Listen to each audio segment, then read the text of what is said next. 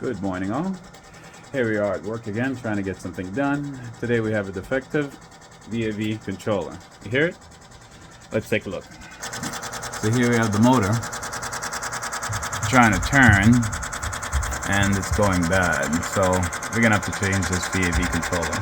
As you can see, it's some Johnson controller. So needless to say, we need to do some replacement.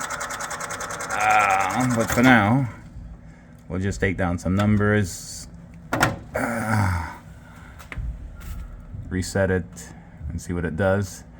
That loud noise it's making, motor's going bad and kind of need to be replaced. So, gonna have to replace it, reset it, address it, put it back on the BMS. Here we have a Johnson N4 BMS. And that's the type of system that's here. The panel, of course, is back here. You can take a look. This is our BMS panel, and that's our system. And that there is the VAV off our system. On this side, of course, is our BMS computer.